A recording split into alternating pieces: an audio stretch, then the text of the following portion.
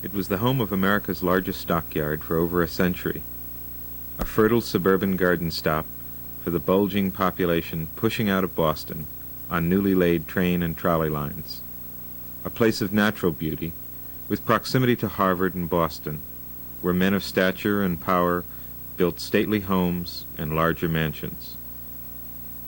It was a Wild West town and a honeymoon haven, just 6 miles from downtown Boston.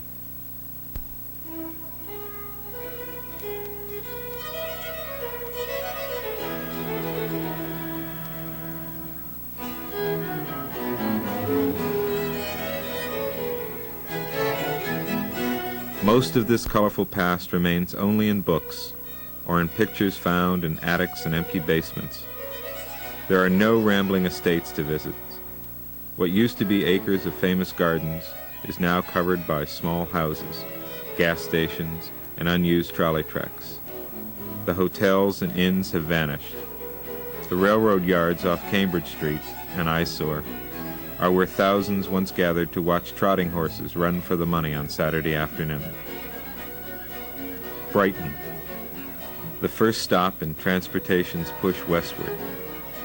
Rapid population growth, cultural transitions, and political alliances with Boston brought changes in rapid succession during the 19th century. It is to Brighton's credit that it had the flexibility to absorb much of this and grow with it. But there were prices to be paid, not only by the Puritan settlers who came here from Cambridge, or those of us who live in Brighton today, deprived of a rich and exciting heritage.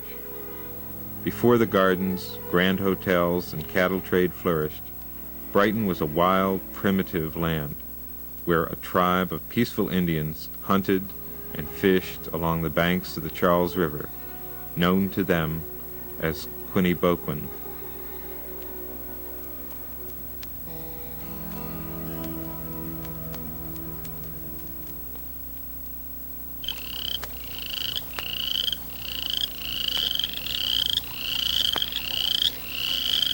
Moose, caribou, wild deer, fox, Canadian lynx, game birds, all in abundance living in harmony and delicate balance with a tribe of simple and compassionate Indians called the Nonantums.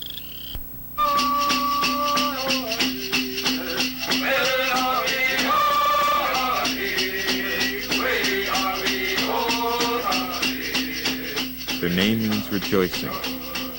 They were eager to befriend the first white settlers in what was then known as Cambridge. They proved to be valuable allies, willing to adopt many of the white man's ways.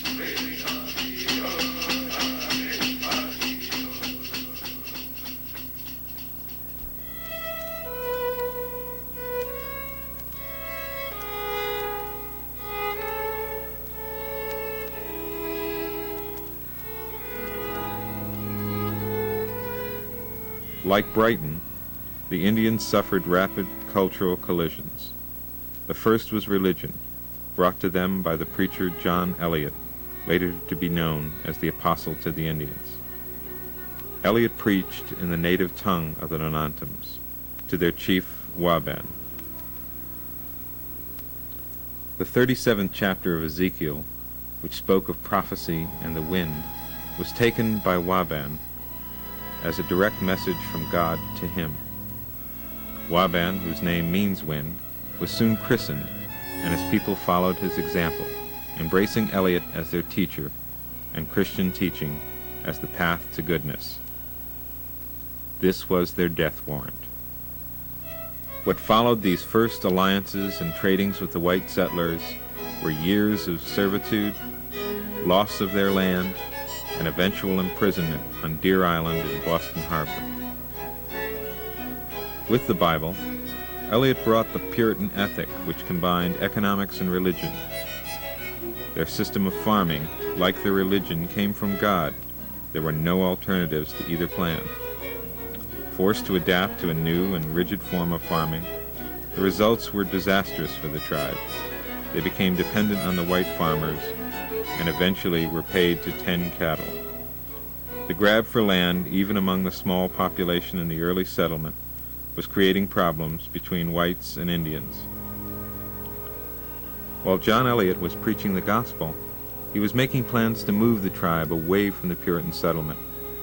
Eliot believed, we are told, that the natives should have a more insulated situation where there would be less danger of collision with the English. In the spring of 1651, the tribe was moved about 18 miles west of Boston on the banks of the Charles to what is now known as Natick. There is some documentation that this venture was underwritten by Eliot's church in England. This leads some speculation that the motives may have been to acquire more of the fertile farming land on the south side of the river. It seems, though, that Eliot's motives were personally unselfish. There were many instances where he put his life on the line to ensure justice was given to the Indians. Despite Eliot's hard work, the outbreak of King Philip's War had created more animosity towards the Indians. With this in mind, the court passed an order that the praying Indians at Natick should be moved to Deer Island. From a quiet grove in Brighton, called the Pines, the Indians, along with their trusted friend John Eliot, waited for the tide and the ships which would take them from their land. It was October 30th, 1675. A scene of great emotion and affecting moral beauty. They were loaded on the boats. Eliot exhorted the Christian Indians to be patient in their suffering, firm in their faith, reminding them that only through much tribulation could they enter the kingdom of God. The Indians who remained on Deer Island were the old and the feeble. The young men were recruited to fight against the French and their Indian allies. Many of those who remained died on Deer Island or became seriously ill. By 1826, the tribe was extinct. The first settlement of Christian Indians in the United States was gone. What was left of their hunting and fishing grounds off the banks of this river became the Yankee settlement of Brighton. This chapter would be rewritten time and time again in other settlements throughout the new colonies as the white population began to grow and develop. The white man may have come on the tide up the Charles in 1635. Much of this area was salt marsh, accessible by cargo-bearing sloops and schooners. It was also prime farming land. Its proximity to Harvard and Boston made it an attractive place to settle.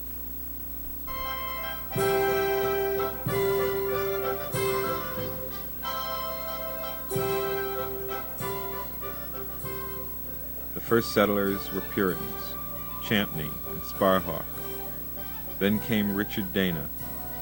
Before 1639, John Jackson, Samuel Holly, Randolph Bush, William Clements, and William Redfern. Most of the life of the early settlers focused around the church. When the south side of the river was settled, it was considered an extension of Cambridge. It remained so until the mid-18th century, when the area acquired its own church and burial ground and was recognized as a separate parish. This occurred in 1779. The church or parish was the main unit of social organization of the time.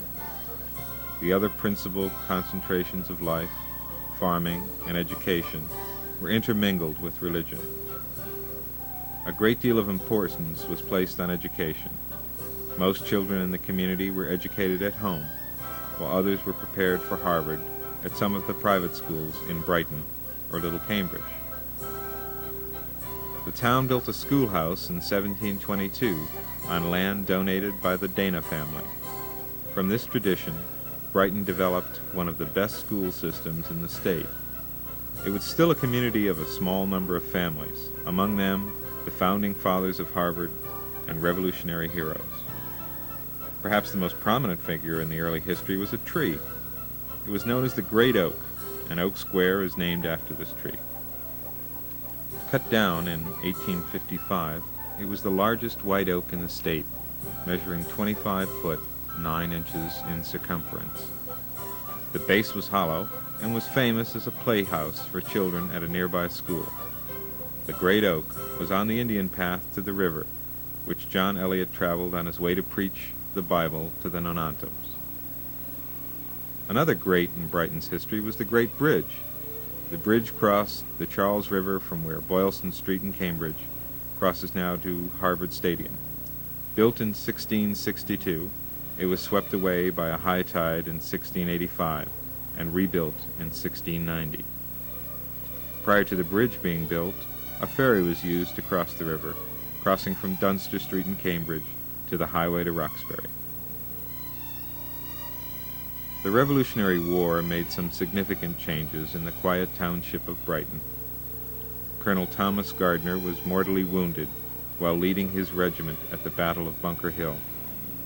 One of General George Washington's first duties as commander of the Continental Army was attending to the military funeral of Colonel Gardner. This occurred in 1775. Gardner had been carried from Bunker Hill through Cambridge, across the Great Bridge, to the home of his sister, Mrs. Samuel Sparhawk, who lived on Old River Street, now Western Avenue. A marker commemorates the spot where he died. The same year, Jonathan Winship and his oldest son made a contract with the Continental Army to supply fresh meat to the soldiers in the Boston area. Winship notified the farmers in the vicinity of the need for cattle, and they delivered them to his 62-acre site according to this agreement. Thus began the Brighton cattle market. Much of the following history of Brighton is related to the economic growth of the cattle industry. When the Revolution ended, the people living in the settlement known as Little Cambridge had acquired their own parish. The economic and social detachment from Cambridge began. Separation was complete on February 24, 1807, when the town was incorporated, named after Brighton, England. This was the end of a relatively tranquil growth period in the village of Brighton. The 19th century would see Brighton enter a period of rapid transition and economic prosperity, a period to be remembered as Brighton's greatest era.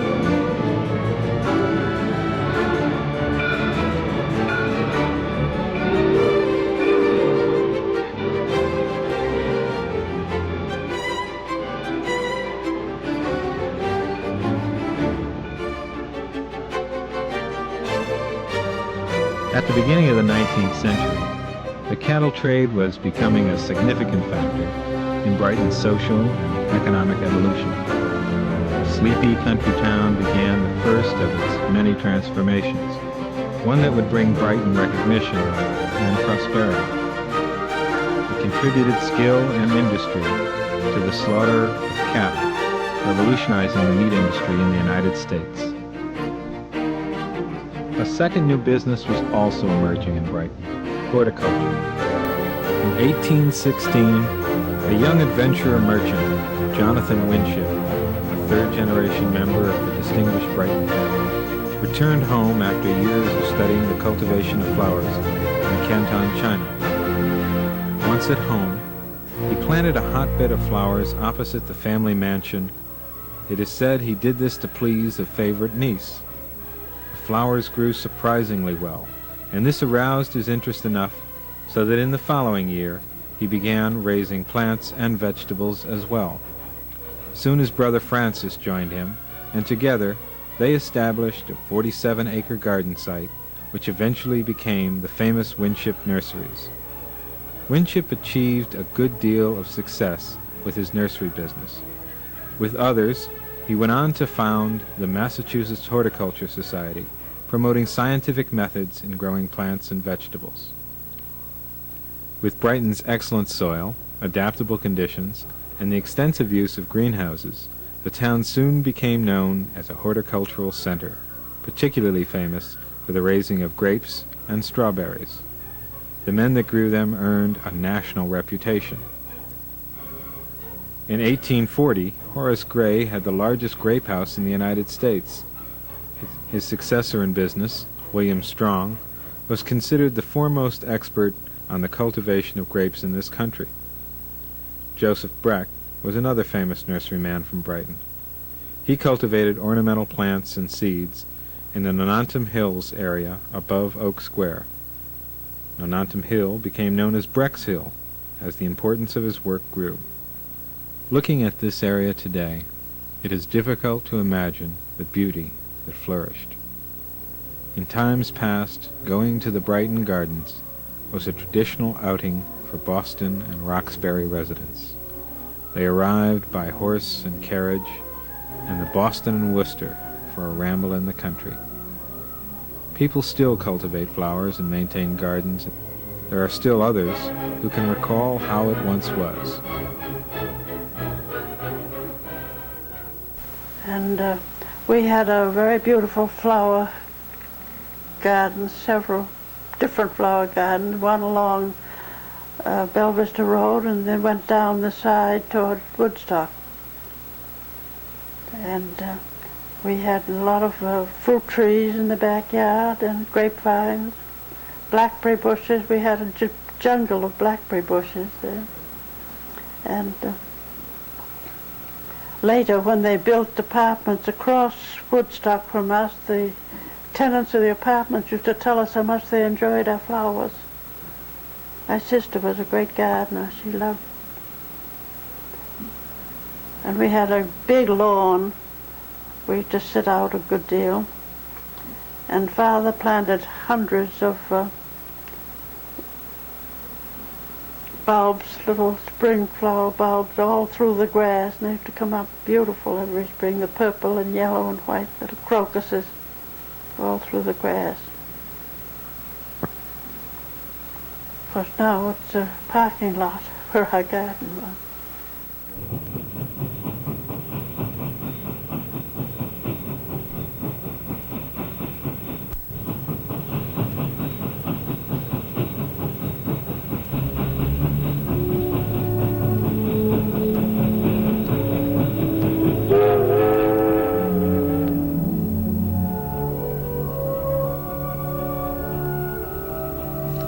This was a country town in 1834. Amidst the calm serenity came another sign of change.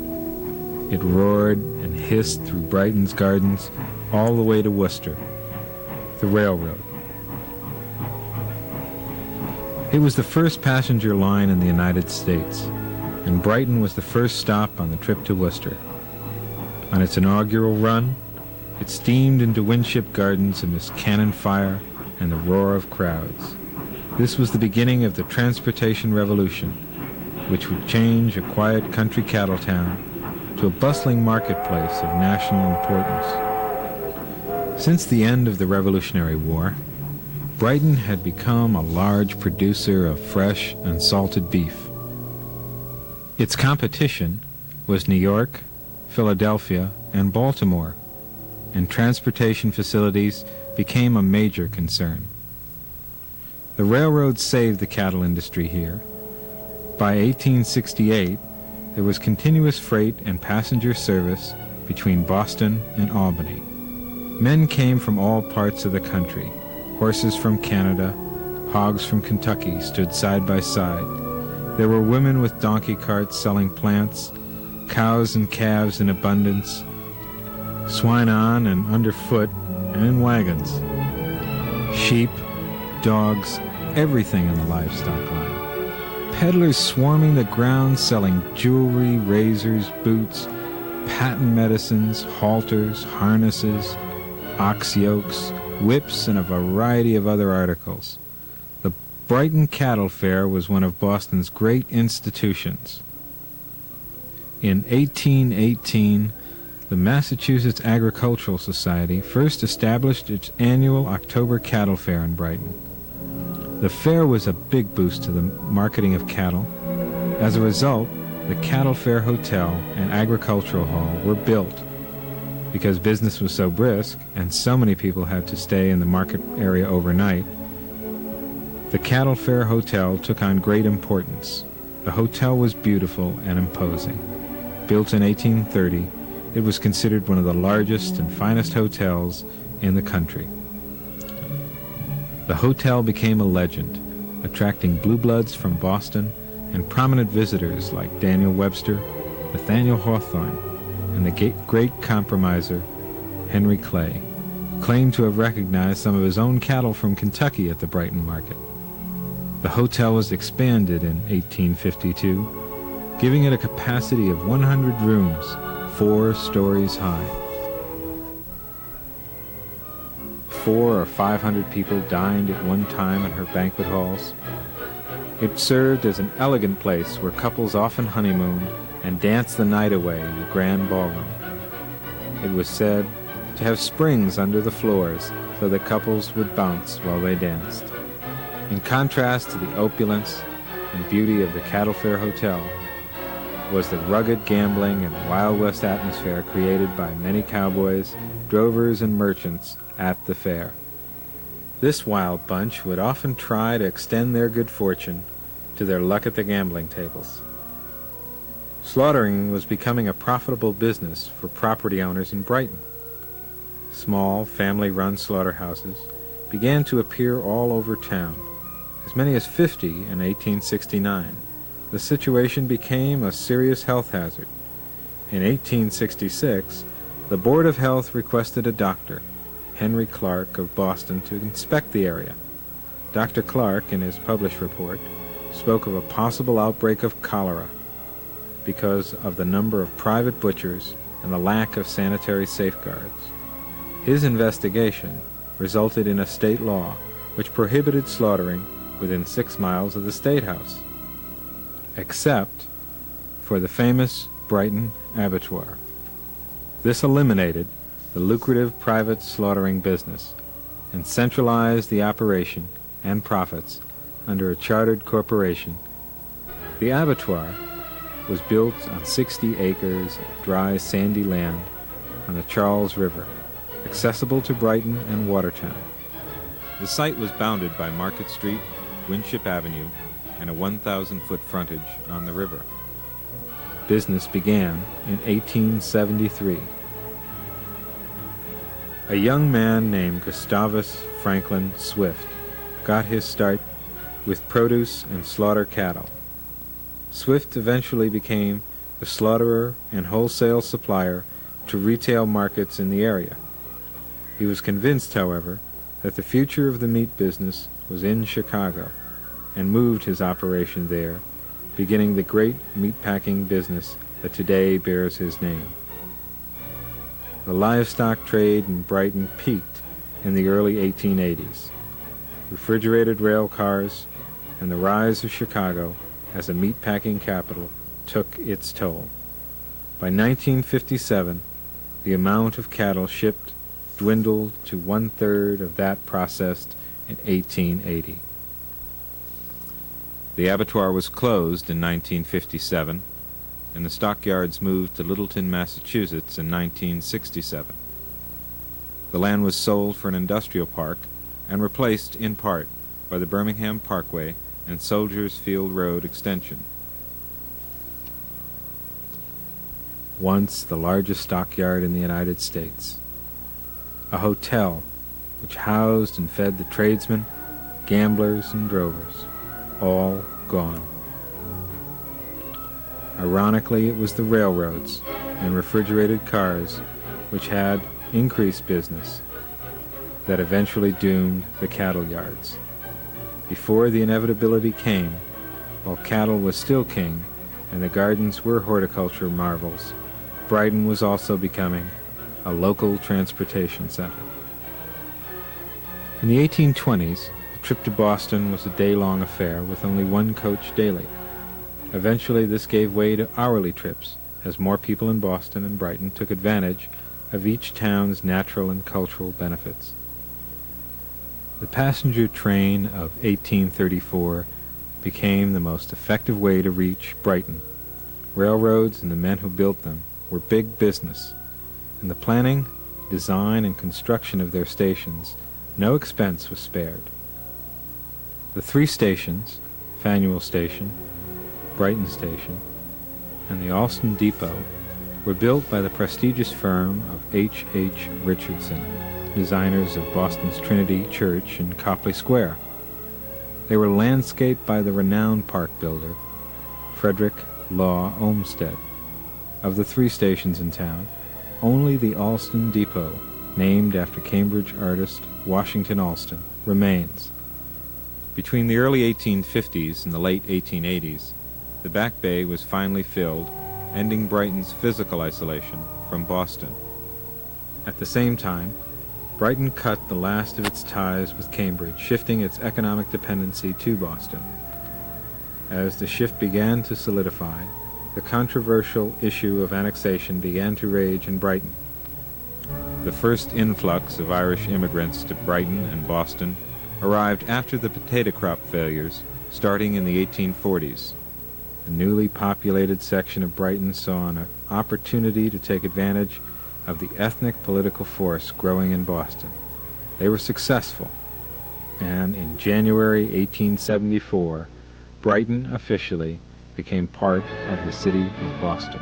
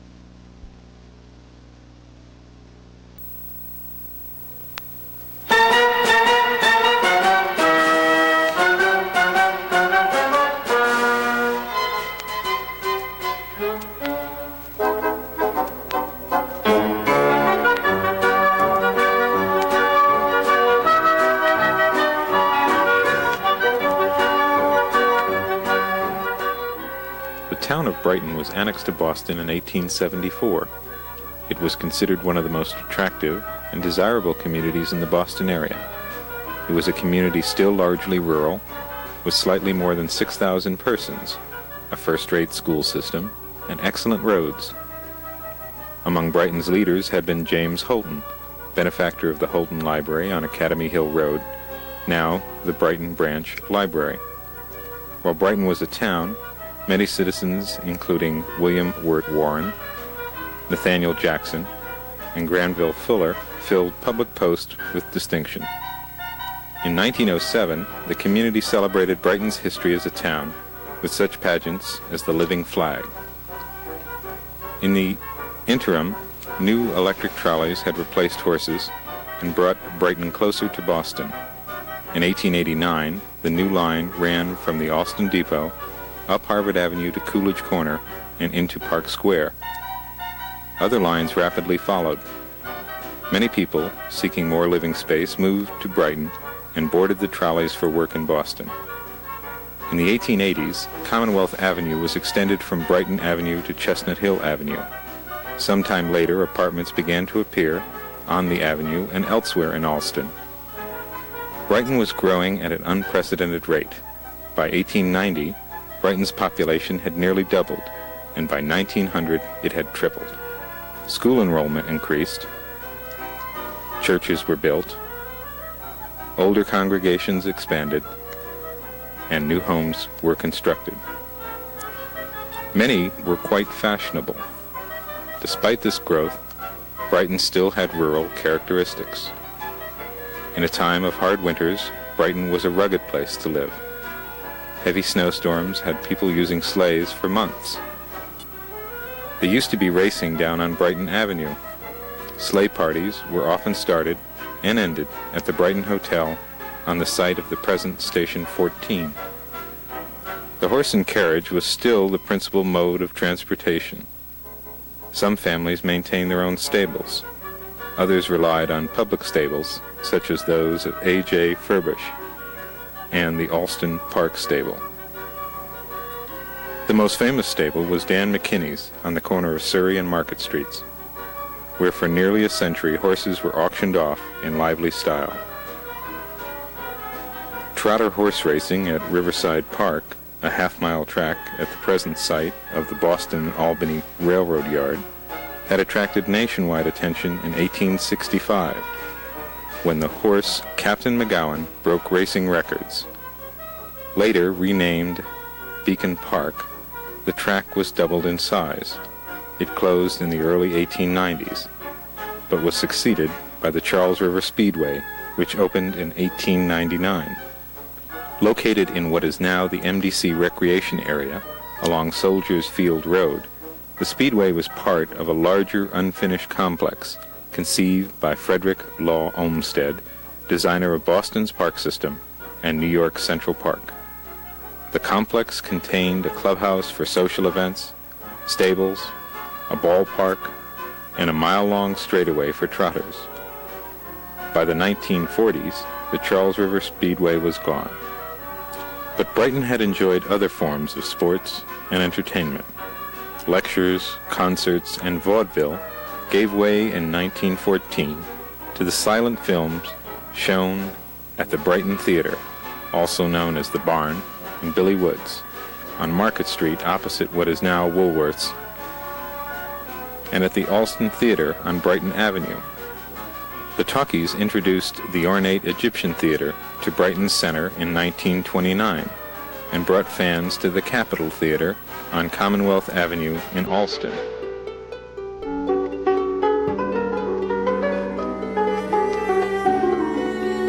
By the 20s and 30s, Brighton had become a cosmopolitan crossroads. The Yankees had created a prosperous, tight-knit community. By the early 1870s, there were so many Irish Catholics that the handsome granite structure of St. Columkills was built. A decade or so later, St. John's Seminary was erected. The turn of the century witnessed an influx of Slavic Jews. The Jewish population was expanded in the 1930s and 40s when Jewish people from other parts of Boston moved to Brighton. Many Eastern European immigrants, chiefly Lithuanian, were drawn to North Brighton by the job opportunities in that industrialized area. Brighton's rural atmosphere and proximity to stone quarries also attracted a large number of skilled battalions. For several generations, the black people have been a small but contributing group in Alston, Brighton. In recent decades, many Chinese have brought their unique cultural heritage to Brighton. A sizable Hispanic population has also joined the community. It includes Cubans, Puerto Ricans, and Colombians, whose flair for the dance has enhanced the Brighton scene. Greeks have added another rich element to Brighton's ethnic mosaic. Brighton's population of over 60,000 is as varied in its age groups as in its ethnic composition. Because it is an area adjacent to major colleges, it has had an expanding student population. The influx of student tenants and young working people has brought youth-oriented businesses and higher rents.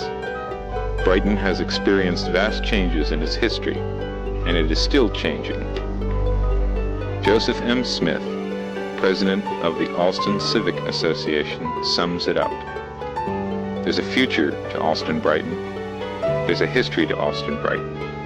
Getting involved in Brighton's history and looking towards Brighton's future, it's worth all the struggles. There's no place I'd rather live than Alston Brighton.